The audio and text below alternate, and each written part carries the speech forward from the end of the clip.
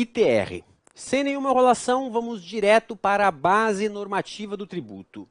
Previsão da competência federal, 153, e também temos previsões no parágrafo 4º do artigo 153. Norma geral, 29 a 31 do Código Tributário, tem uma certa semelhança com o IPTU que já visitamos. Lei instituidora no plano federal, Lei 9393 de 96.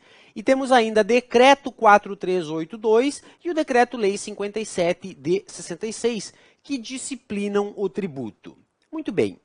Vista essa base, ou melhor, noticiada esta base normativa, vamos agora começar com as considerações de natureza constitucional. Vamos visitar o parágrafo 4º do artigo 153, que traz 3 importantes características do ITR. Primeira delas, progressividade do tributo. Eu preciso que você observe qual é a natureza desta progressividade. Olha só, está evidente na literalidade do dispositivo. Isso pode cair tanto na prova de tributário quanto na prova de direito econômico, eventualmente. Vamos lá. Aspectos constitucionais, 153, parágrafo 4º, inciso 1. O tributo será progressivo e terá suas alíquotas fixadas de forma a desestimular a manutenção de propriedades improdutivas. Está explícito o caráter extrafiscal do tributo. O objetivo dele não é, com o perdão da redundância, fiscal, arrecadatório. O objetivo desta progressividade é extrafiscal.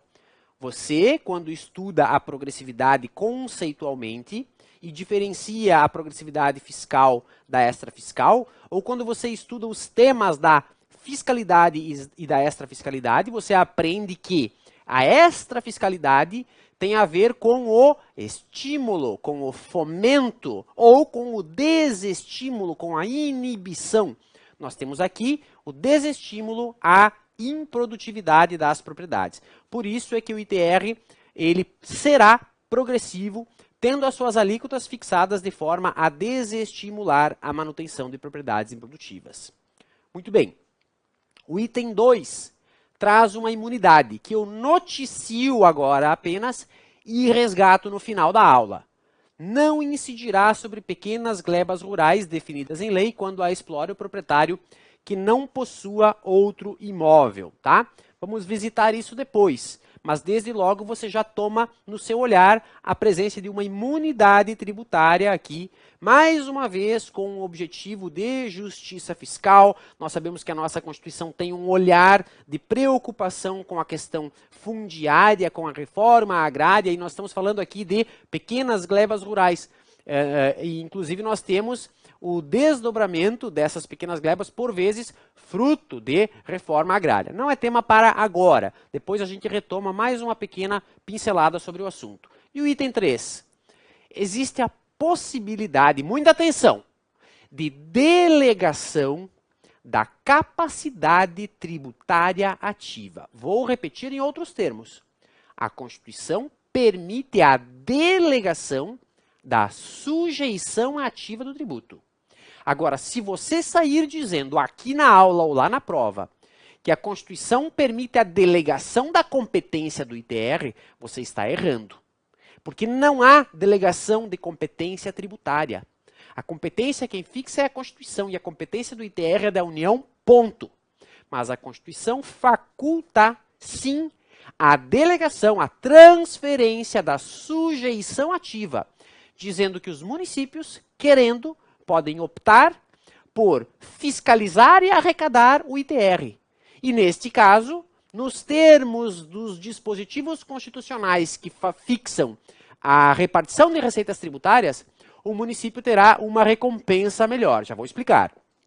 Então, se você quiser entender melhor a questão da delegação da capacidade tributária ativa, você vai fazer a leitura minuciosa do artigo 7º do Código Tributário. Note, delegação de competência não existe. Esquece isso, não há delegação de competência.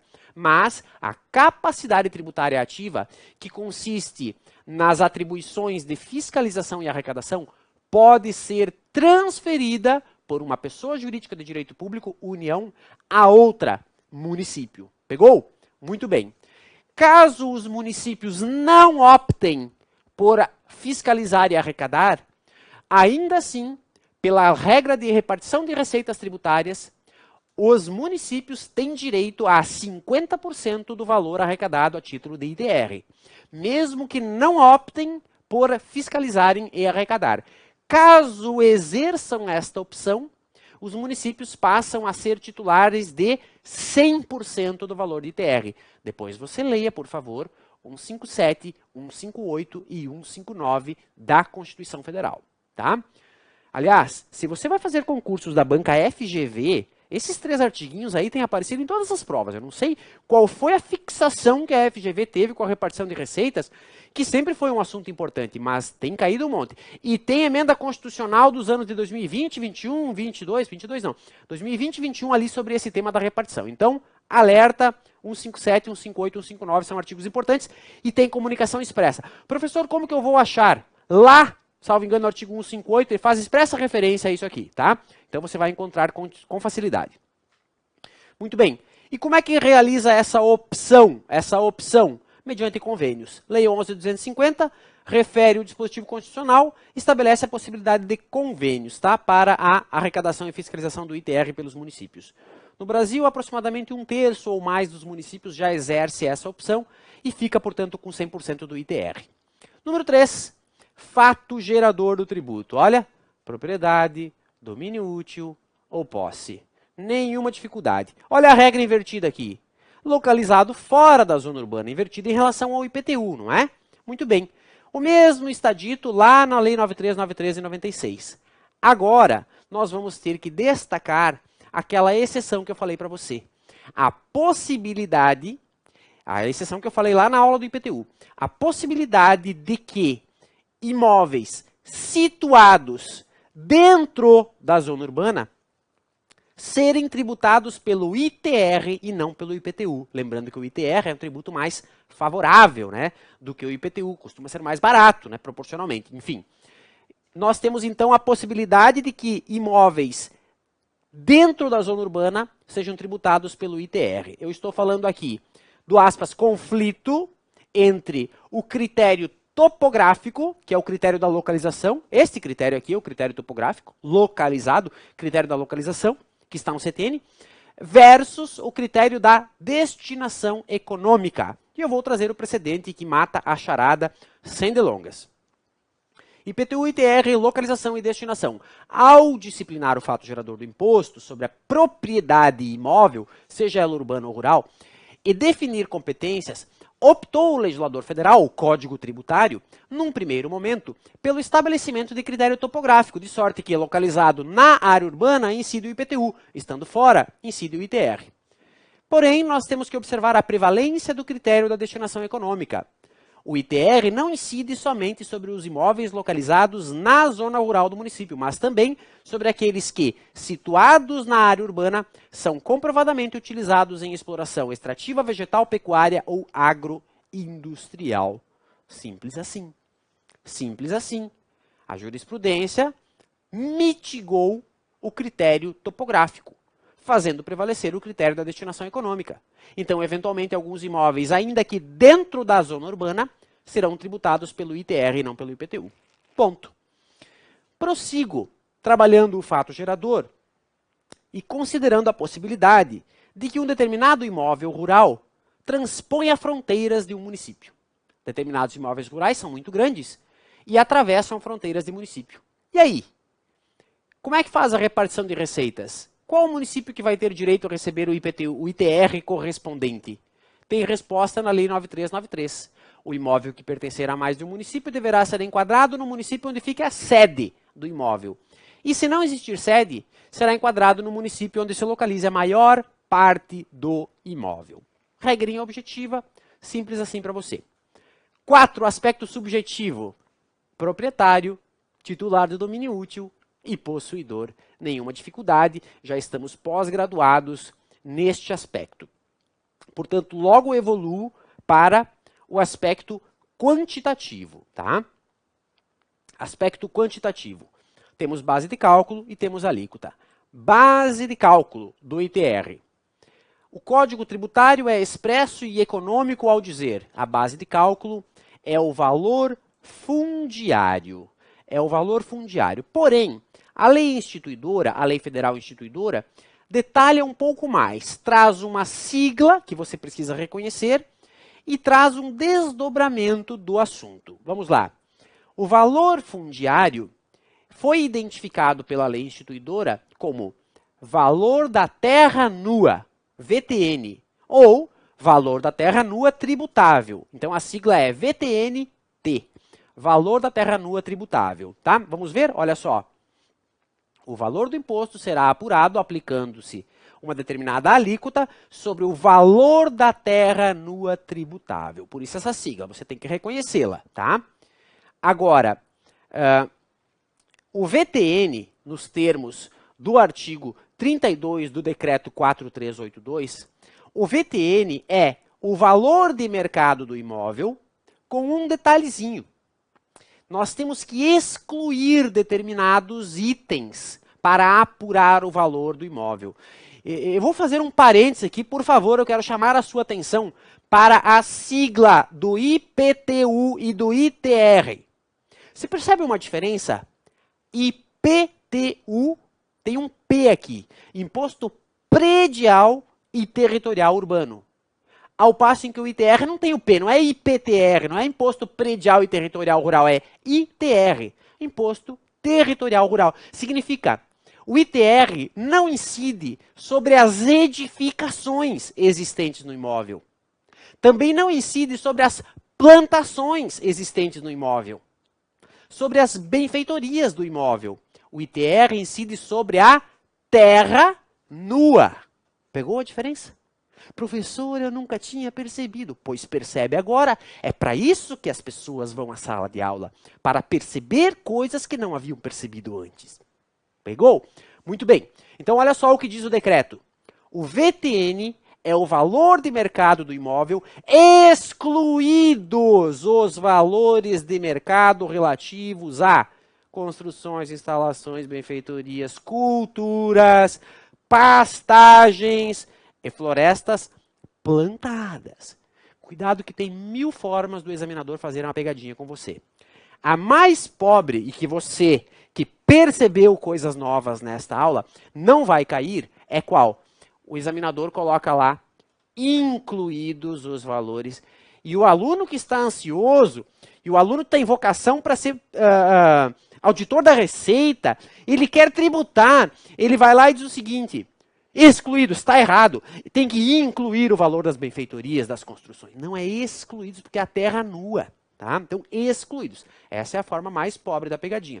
A forma mais rica é, com a sutileza, florestas naturais, nativas. Aí está errado, porque são excluídas as florestas plantadas. Fulano planta eucalipto para depois vender a madeira. Esta floresta, e o valor desta madeira que está lá, não pertence à base de cálculo do ITR. Agora, as florestas nativas integram, né, aquilo que é chamado de terra nua. Muito bem.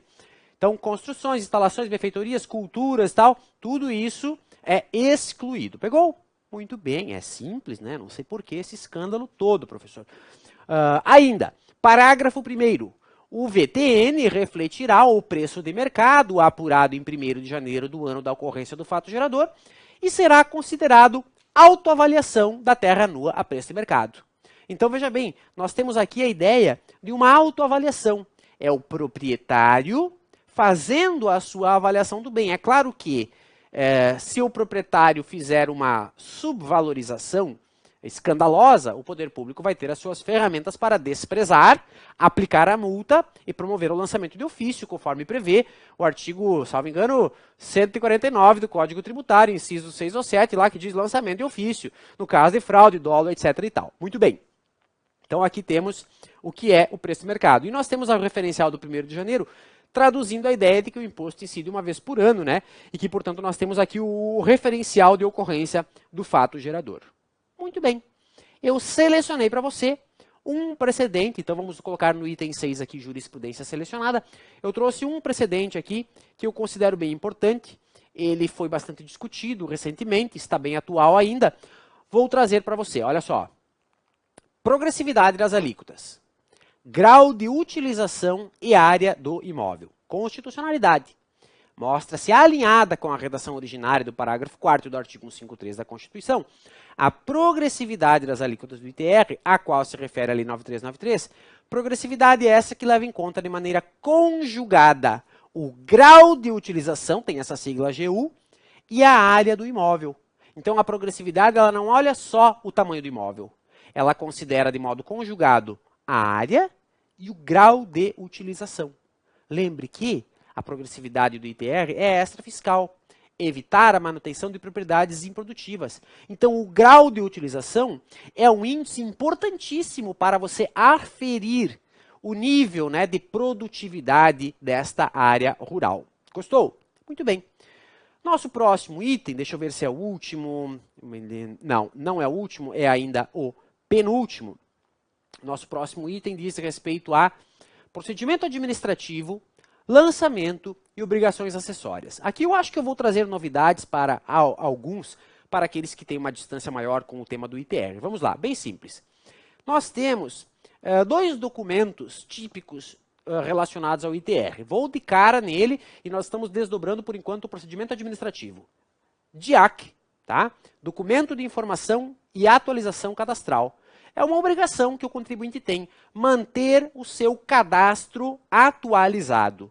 Então, existe esse documento previsto lá na lei de regência. O contribuinte ou seu sucessor comunicará ao órgão local da Secretaria da Receita Federal, por meio do DIAC, as informações cadastrais correspondentes. Tá? Paralelamente ao DIAC, que é um documento tipicamente cadastral, tem o DIAT. Esse é o documento de apuração do tributo. Olha só. O contribuinte do ITR entregará obrigatoriamente, todo ano, o documento de informação e apuração do ITR, DIAT, correspondente a cada imóvel. Você tem 10 imóveis rurais, 10 DIATs. Não pode colocar tudo dentro de um, tá? Então, 10 diferentes. Então, esse procedimentozinho é o beabá. Esses dois documentos de fiscalização e arrecadação do tributo, né? De cadastro e de apuração concreta. Lançamento. Eu falei há pouco que o valor da terra nua decorre de uma autoavaliação. Significa que o contribuinte olha para o seu imóvel, avalia o imóvel, preenche o DIAT, informa a base de cálculo, que é o valor da terra nua, aplica a alíquota prevista na lei, recolhe o tributo e vai para casa. E o fisco faz o quê, professor? Nada. O fisco assiste. E o fisco tem em seu favor a prerrogativa que o Código Tributário estabelece de assistir o decurso do prazo decadencial. O fisco tem 5 anos para decidir se o procedimento do contribuinte está certo ou errado. Decorridos os 5 anos, com ou sem pronunciamento, ocorre a homologação. Se tiver pronunciamento, expressa. Se não tiver pronunciamento, homologação tácita. E, portanto, se consolida aquela história. Decaiu. O fisco nunca mais vai poder discutir, ainda que tenha sido uma subavaliação.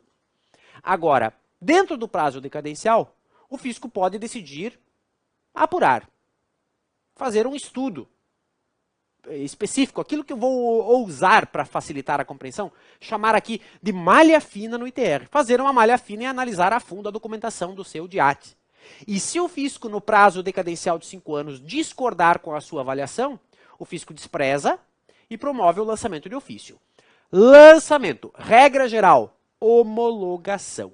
A apuração e o pagamento do ITR serão efetuados pelo próprio contribuinte, independentemente de procedimento da administração, nos prazos e condições estabelecidos pela Secretaria, sujeitando-se à homologação posterior. Como regra, o contribuinte apura a matéria de fato, a sua área, o seu valor, etc., apura a matéria de direito, qual é a alíquota aplicável e recolhe o tributo. E o fisco só assiste. E tem para si a prerrogativa do prazo decadencial.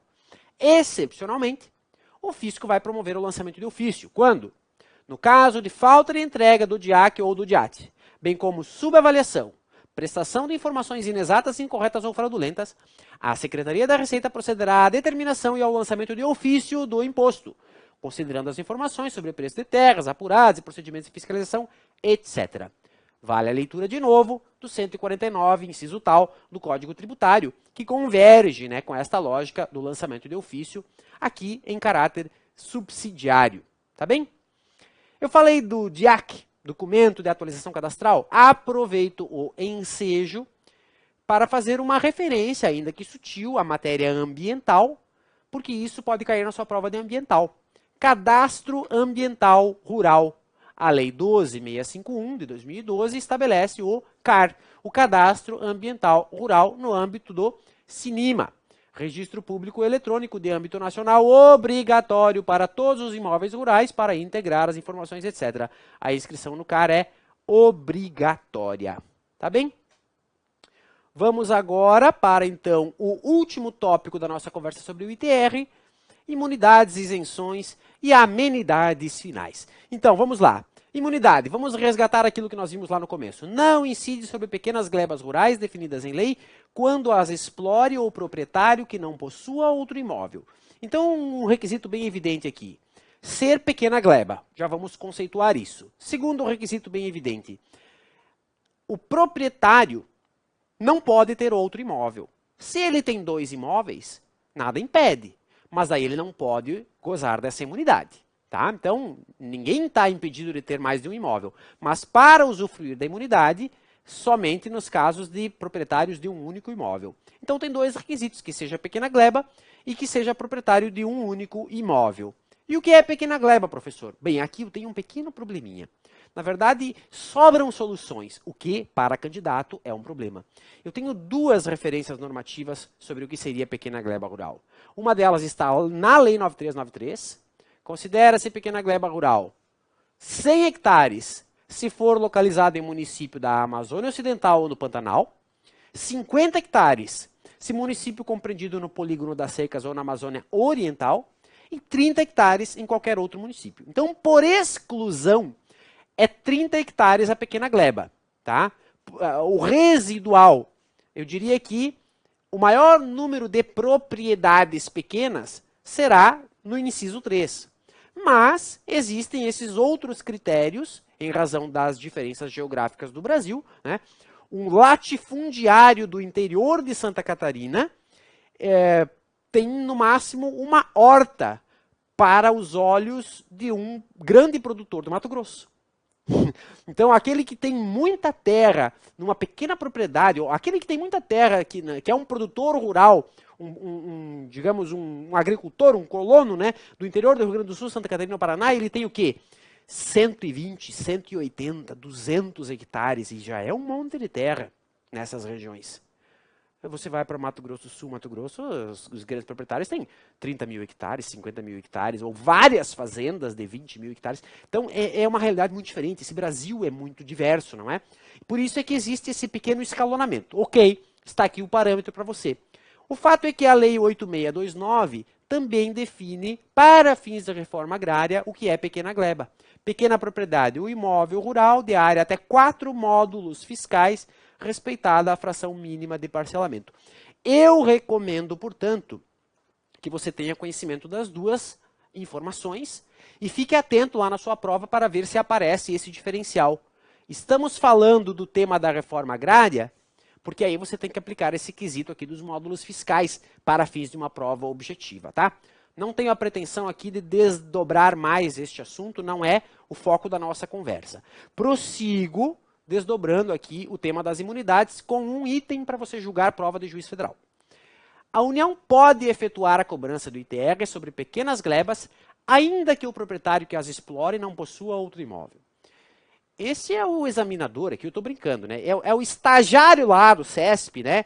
Pouco inspirado, ele já está nas 5h40 da tarde, ele tem que fazer mais 3 questões para o concurso, e ele está com um pouco de preguiça, já tomou toda a cota de café do dia, e daí ele pega o dispositivo constitucional e muda 2 palavras.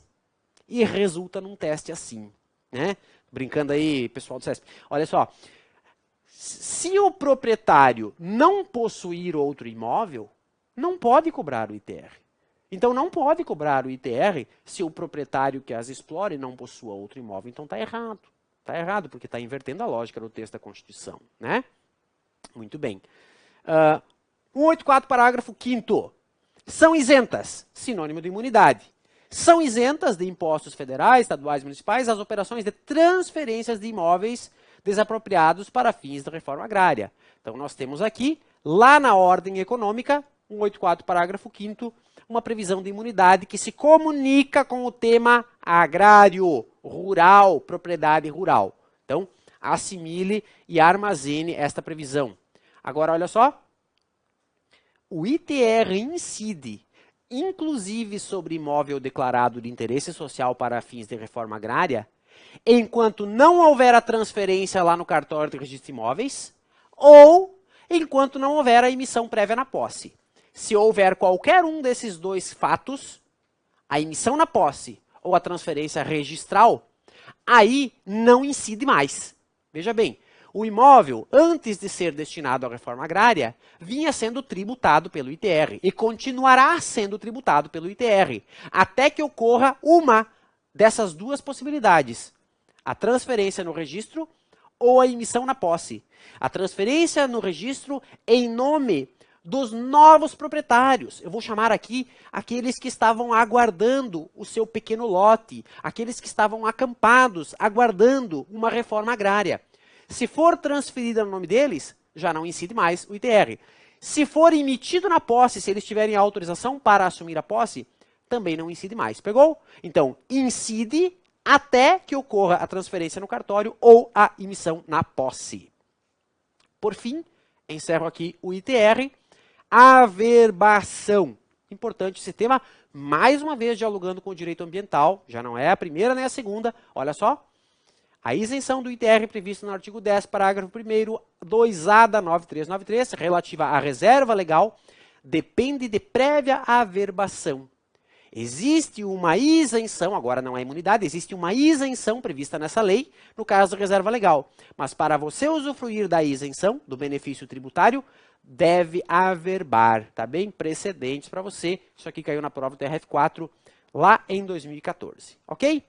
Fico por aqui e no próximo vídeo eu já abro o primeiro dos dois impostos incidentes sobre a transmissão de bens. Vamos falar do ITBI e do ITCMD. Começo com o ITBI no próximo vídeo.